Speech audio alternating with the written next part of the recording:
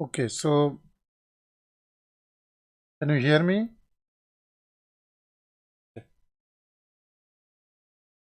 Okay, so we are discussing this Karatsuba multiplication. We were discussing, and this is one of the divide and conquer approach. So under this banner, so divide and conquer. Under this, we are studying this Karatsuba multiplication. Okay, and here we are having two n-digit numbers. Say one example is given 5, 6, 7, 8, and another is say 1, 2, 3, 4. And this discussion is from this Algorithms Illuminated by Tim Rafkarden, okay, his book.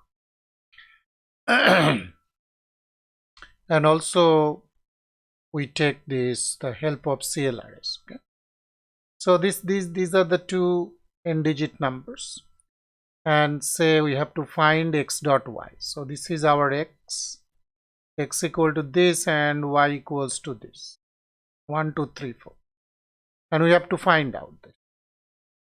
And this grade school multiplication algorithm, we have seen that we have to multiply this number with all these numbers, this number with all these numbers, and so on, and that is taking order of n square time. Okay. But instead of that, what we are doing is we are dividing each number by two halves. So this number is being divided into two parts, this number is being divided into two parts. Okay. And then we will be multiplying after dividing this into two parts. Okay, so this is, then we can claim that our algorithm is following this divide and conquer approach. So here you see, whenever we are with this divide and conquer approach, what the idea we have seen that this 5, 6, 7, 8 we can write with this 5600 plus 78, and this then only we can think of that we are dividing the numbers into two parts. Okay, so 5600 will be written as 56 and then this 10 square. Okay, so this 5600, and then we are having this 78, and this 10 square, that will be acting as the shifting of some numbers, shifting zeros. Okay, nothing more than that. So we are left with these two numbers, 56 and in 78. So that is, we are dividing these numbers into two parts, but this is there. After doing this, ultimately we need some kind of shift operation that we can do.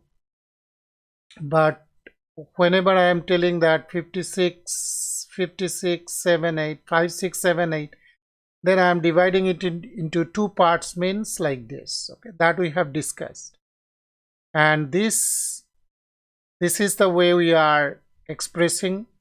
Okay, and then we are multiplying this 5600 with this, and we are getting this, and then we are 78 times this, we are getting this, and then we are getting this 4. Okay, so you see here 56 and 12 we are having, others are shifting operations we can think of. So 56 and 12, that 56 we are telling that is A, and 12 we are telling that is C part, A part and C part. So here this is our A part 56 and 78 is the B part here, and in the next number this will be C and this will be D part. So that is so this 78 here, this is B, and this is 12 here, this is C. 34, so 34 I guess this is D, and then 56 this 56 is A. Okay, so this is the way we are separating it. And then after this observation, what we can do is this x dot y is becoming the computation of A dot C, which is this 672 56 times 12, and then B dot D 78 times 34, which is this. And then we are in the step 3, we are doing this A plus B times C plus D. That is coming 6164. How this A plus B times C plus D is coming, that we will be discussing. But say we are multiplying after dividing that 5, 6, 7, 8 into 2 parts and 1, 2 something into 2 parts. Say we are taking this step and then subtract the results of the first 2 steps. This 672 and 2652 from this 6164. We are getting this. And finally what we are doing is, finally we add up the results of steps 1, 2 and 4. So step 1, 2 and 4 we will be adding up. So 672, we have seen the 672, how we are getting A times C. At that time 10 squared is coming from 56 times 10 square was there, and 12 times 10 square was there. So it should be 672 times 10 power 4 plus 10 square times this, and then we are getting this. Okay, so that was the last part, 34 times 78. So I guess this was 34 times 78. We are getting this. Yes, 34 times 78. So this is B times D. Okay, so if we add up all these, then we are getting this result. Now this is the multiplication of 5678 times 1, 2, 3, 4. Okay, so if we multiply, then we will be getting this. With the grade school mathematics, you can check with your calculator. I guess we will be getting this number. Okay. And here we have taken a different approach. Okay, here we have taken a different approach. If some high school guy, if we are telling that there is another multiplication algorithm with this, then he or she will not be at all motivated by this approach. But this approach is for machine. This will be much faster. Okay. So this is the way actually we do the Karatsuba multiplication. Now we can do much more observation. We can have much more observation that why this A plus B, how this A plus B times C plus D is coming. Okay, so in the last class what we have seen that, okay, this is the X and this is the Y.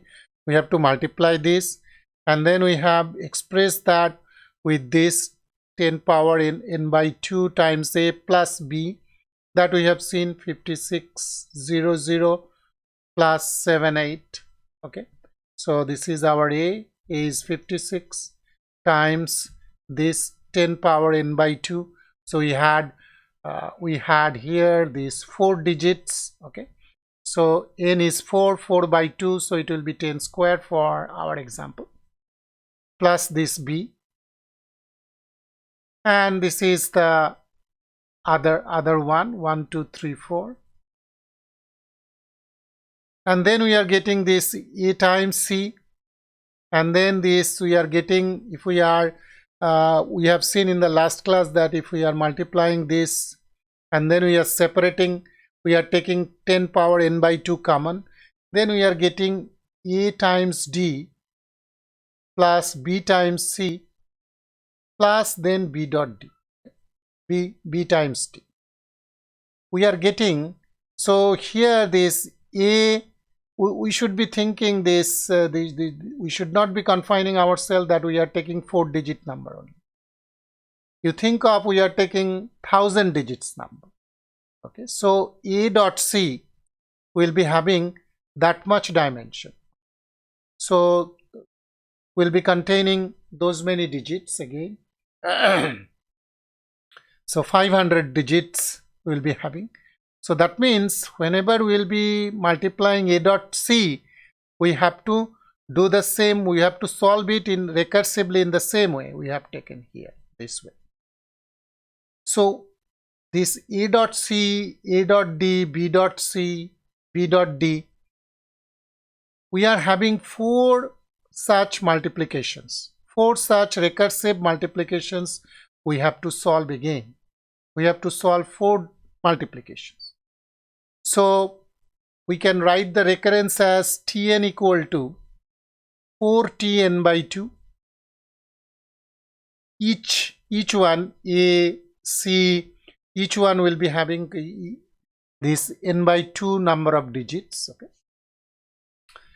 and then for whenever we have seen that, okay, we are doing actual multiplication. So you see this, after doing this, after solving this, we have to multiply this by 10 power n. That means we have to have shift operations that will be taking order of n time. Okay, say we have to shift, we will be padding zeros here after multiplying a dot c. Okay, we will be padding n's order of n number of zeros there. Okay. So this is again this here we need, after multiplication, whenever we'll be coming back here, some padding zeros, we have to do few more arithmetic operations we have to do. So this is plus operation, this plus operation, we have to add up these numbers. Okay, so that may be taking this, if we are taking grade school addition, that may be taking say order of n time. So this shifting operation and then adding operation, this padding operation, that means shifting operation, padding zeros, and then addition, few more arithmetic operations. So order of n for padding zeros, then for this arithmetic operations we might be needing order of n time. So combine operation here might be taking order of n plus order of n, that is order of n time. So that's why the recurrence will be coming Tn equal to 4Tn by 2 plus order of n. Okay, and this solution, if we solve by substitution method that we have learned, this solving will be taking this order of n square time. Order of n square time. So we can prove this by substitution method, as we know that, okay, this is the guess we have done is order of n square. Now you see, I have to assume that it is true for n by 2. I have to true for n by 2. So if it is so Tn equal to order of n square means Tn less equal to c times n square, we have to prove. We have to assume that it is true for lower values of n, that is n by 2. Why I am taking n by 2? Because in the recurrence it is having n by 2. If the recurrence would have been n by 3, I would have taken Tn by 3. So this will be c times n by 2 whole square. So that c times n by 2, n square by 4 we are having here. So c times n square by 4. So now this we can say that Tn from here. So from here, from this Tn, from here what we are getting, Tn equal to 4t n by 2 plus order of n, as I have told you that order of n to be replaced by, if I am taking the overall constant as c, then I have to replace it by dn, some constant dn, order of n. If I am taking here d, then I have to substitute this by cn. So as I have taken c here, I have to substitute it by dn. Okay. Now for tn by 2, if I substitute this value here, then we can say that that will be coming as cn square by 4, okay, plus dn. So now it will be cn square, 4 will be cancelled out, cn square plus dn. Now can I say that this is less equal to cn square?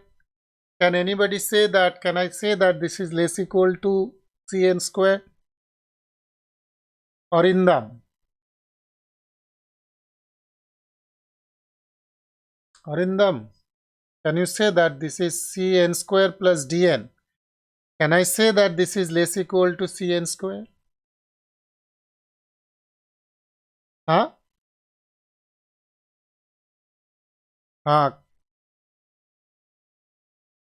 Can you say? Are you listening? Huh? I am writing this is Tn equal to Cn square plus Dn, and then in the next line I am writing it is less equal to Cn square. Is it correct or not?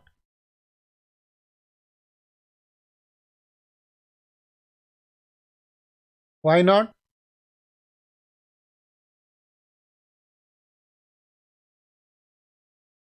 Why not? Who? Arindam, you are telling.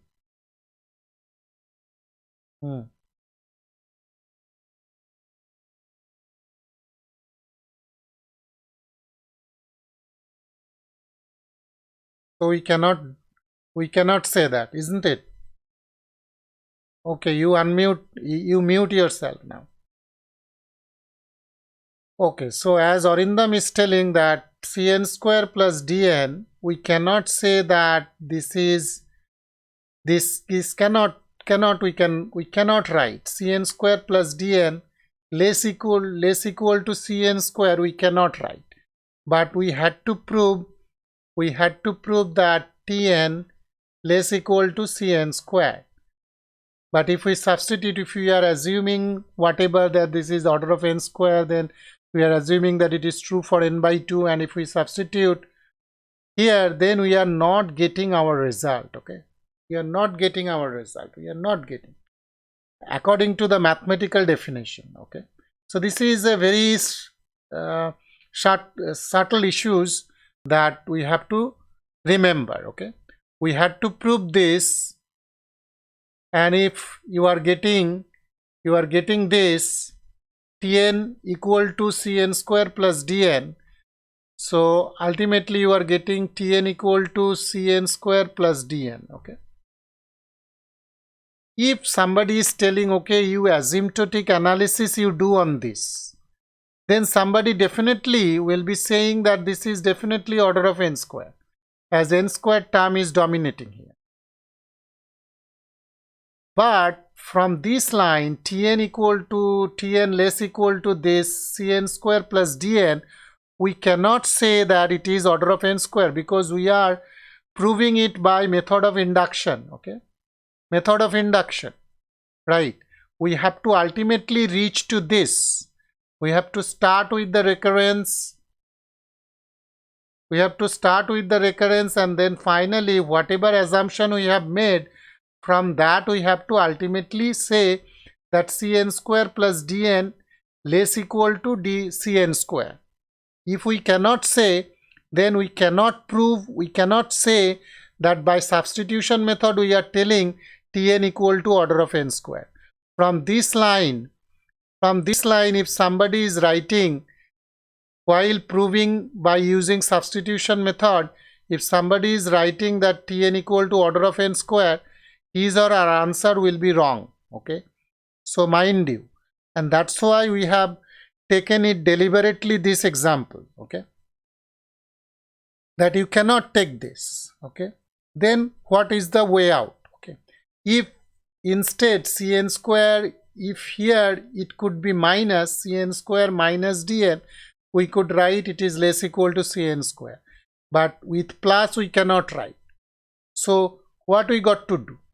We have two options. Either I have to increase this guess from order of n square to order of n square log n, and then I have to again derive this. Okay, or one more option is that as we are doing asymptotic analysis and several constants are involved, so we can decrease the guess. Okay, see, we had Cn square Tn less equal to, we had in the last page we had to prove that it is Cn square less equal to Cn square.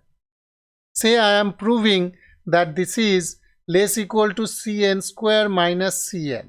Okay, I am lowering the guess a bit. And then as this minus sign will be helping us to get some kind of good result. Okay, we will be there in this n square domain. We shouldn't have to increase the overall guess, that n square log n.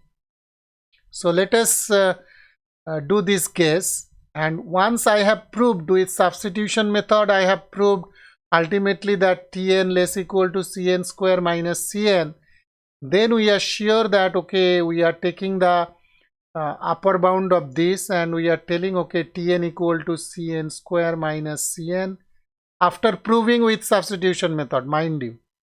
And then I have got this, that the resulting solution of the recurrence could be upper bounded by this Cn square minus Cn. And now this is one equation which we can analyze by asymptotic analysis, what we have seen in the first two classes. Okay. Then we can say that Tn equal to order of n square. Okay, so let us observe this situation here. Okay, so we have taken the guess that Tn less equal to Cn square minus Cn, that is C times n square minus n. So here what we are doing, we are subtracting from n square, we are subtracting some lower indexed value. Okay, so this is square, so we can subtract n. If I am say having n, say Cn, and we are having some bottleneck with that, then we can say that this will be Cn minus some constant k. Okay, some constant k, right? So that means k times n power 0. So that is lower indexing term we are using. Okay, lower index term. So that is the general idea. And if we are going by this, then you see what is happening. So we are guessing that it is Tn by 2 less equal to this. Okay, and then this Tn equal to 4 Tn by 2 plus Dn, that we have taken here. Cn square minus 2Cn plus Dn, that we have got. We have assumed that it is true for n by 2 here. So we are getting this, and then 4 both side 4 we have multiplied, we are getting this. And then we are adding dn both side, then we are getting this. Why we are doing this? Because our recurrence is having that form. So Tn equal to this, our recurrence of this form. And then we are substituting these values, it will be less equal to this. So from 2Cn, minus 2Cn, I am writing it minus Cn plus Dn. So Cn square minus Cn, that is actually Cn square minus Cn we are having. Cn square minus Cn. That is that we have to prove. So we are separating that term here. And then I am taking minus common from this. So it will be Cn minus Dn. Now this, you see this minus something we are having. And then I can say that this is less equal to Cn square minus Cn. And when this will be true? When this will be greater or equals to 0. Right? So then we are dividing throughout by n, we are getting this C minus D greater or equals to 0. So C greater or equals to D. Whenever, whatever D I will be taking either C I will be taking equal to D or more. Okay, so that liberty, C is the overall constant. So that liberty I am having. So Tn less equal to Cn square minus Cn. That we have proved. So we have proved this. Tn less equal to Cn square minus Cn. So I have taken here the upper bound of this. So that is the worst case scenario. Cn square minus Cn. Now asymptotically we will be telling asymptotically.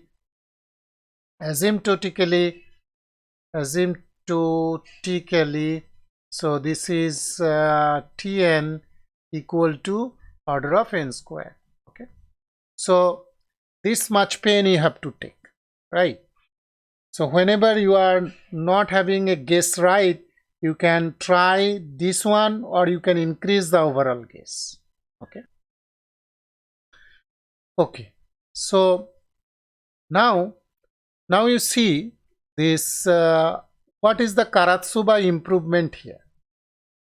So we had previously 4 recursive multiplication.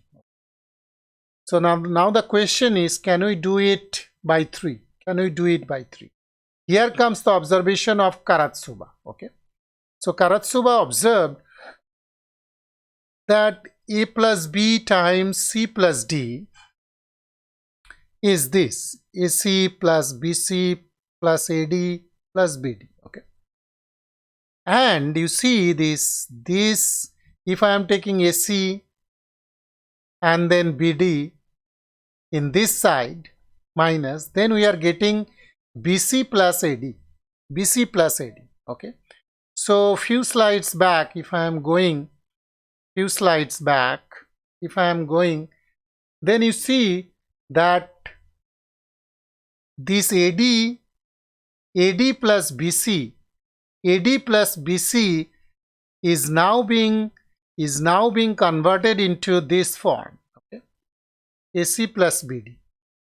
So this BC plus AD is now being converted into this form. A plus B times C plus D minus AC minus BD.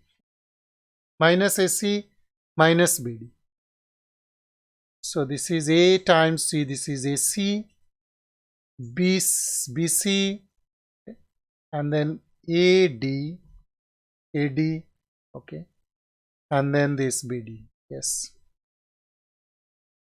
Okay, so what we are having is this B dot C plus A dot D, or B times C plus A times D is now converted into this A plus B times C plus D minus AC minus BD.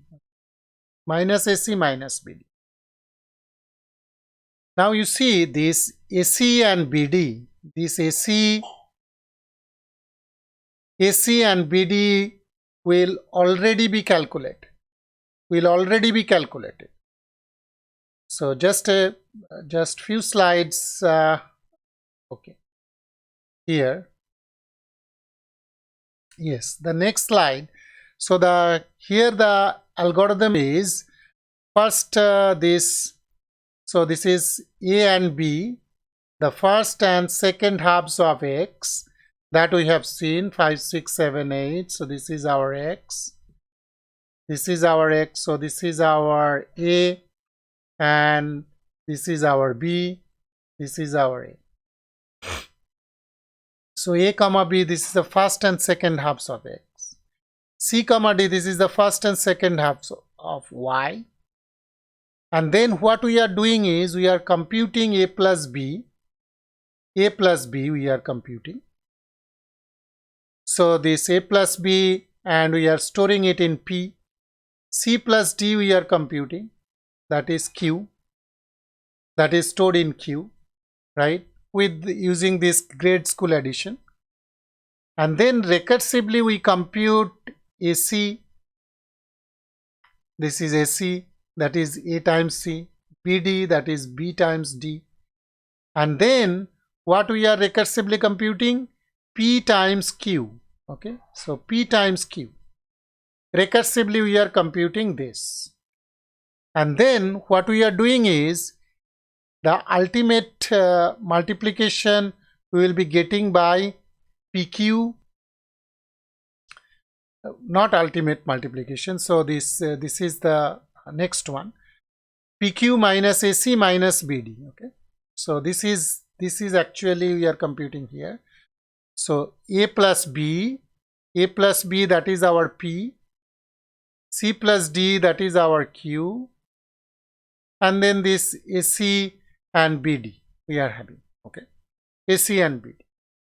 So that calculation we are renaming by, I think what we have given the name of the variable, ADBC. Okay, so ADBC we are calculating by this, ADBC. Okay, ADBC we are doing this. And then what we are doing is, after computing this, we have to, after computing all this, so one recursive computation will be done by AC, another one by BD, and another one by PQ. Okay, another one by PQ, right?